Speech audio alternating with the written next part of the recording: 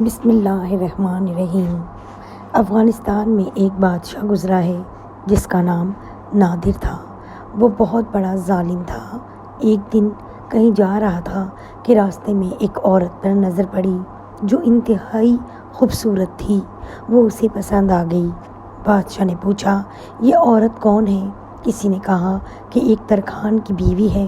کہنے لگا، ترکھان کو حاضر کرو۔ ترکھان کو لایا گیا تو بادشاہ نے کہا کہ لکڑی کے کاٹنے سے جو بورا نکلتا ہے، مجھے صبح تک وہ بورا 1 من چاہیے۔ اگر نہ لا پائے تو تمہارا سر اڑا دیا جائے گا۔ بادشاہ کو ترکھان کے قتل کا بہانہ چاہیے تھا۔ ترکھان بہت پریشان ہوا کہ یہ تو ناممکن ہے۔ پریشانی کی حالت میں گھر پہنچا تو بیوی نے پوچھا کہ کیا ہوا، کیوں پریشان ہو؟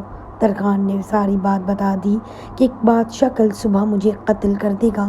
بیوی نے کہا، آپ پریشان نہ ہوں، اگر وہ نادر ہے تو اوپر قادر بھی تو ہے۔ ساری رات پریشانی اور خوف میں گزری۔ صبح ہوئی تو بادشاہ کے سپاہی آ گئے۔ وہ پریشانی کے عالم میں نکلا اور سپاہیوں سے کہنے لگا کہ بادشاہ مجھے معاف کر دے گا یا قتل کر دے گا۔ تو سپاہی نے کہا، اللہ کے بندے، ہمارے ساتھ جلدی جلدی چلو، رات کو بادشاہ کی موت ہو گئی ہے۔ آپ ترکھان ہو، جا کے اس کے لیے تابوت تیار کرو۔ بادشاہ آج تخت پر صبح تختے پر لیٹا تھا۔ بادشاہ کی تدبیر ترکھان کو قتل کر کے اس کی بیوی حاصل کرنے کی تھی، لیکن اللہ کی تدبیر کچھ اور ہی تھی۔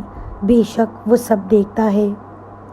مدینہ کی ایک جانب ایک چھوٹا سا گھر تھا جس میں ایک نابینا بوڑھی عورت رہتی تھی، جس کے پاس ایک ڈول، ایک بکری اور کھجور کے پتوں سے بنی چٹائی کے سوا دنیا کا کچھ سامان نہیں تھا۔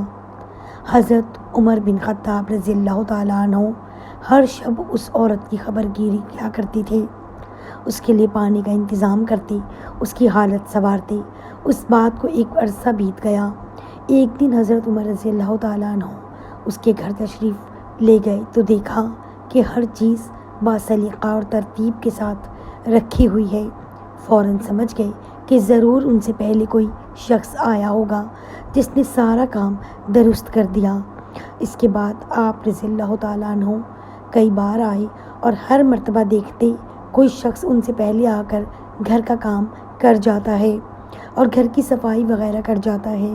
ایک دن حضرت عمر یہ معلوم کرنے کے لیے کہ آخر کون ان سے پہلے آ کر سارے کام کر جاتا ہے، گھر کے قریب کسی کونے میں چھپ کے اچانک ایک آدمی کو گھر کے قریب آتے دیکھا۔ اس نے دروازہ کھٹکھٹایا، پھر اندر چلا گیا۔ وہ ابو بکر صدیق رضی اللہ تعالیٰ عنہ تھے جو ان دنوں مسلمانوں کے خلیفہ تھے۔ حضرت عمر رضی اللہ تعالیٰ عنہ اس پوشیدہ جگہ سے باہر آئے۔ آپ رضی اللہ تعالیٰ عنہ کے لیے حقیقت امر واضح ہو گیا۔ اپنے آپ سے اظہار تعجب کرتے ہوئے کہنے لگے، ابو بکر، خدا کی قسم تم ہی ہو سکتے ہو، خدا کی قسم تم ہی ہو سکتے ہو۔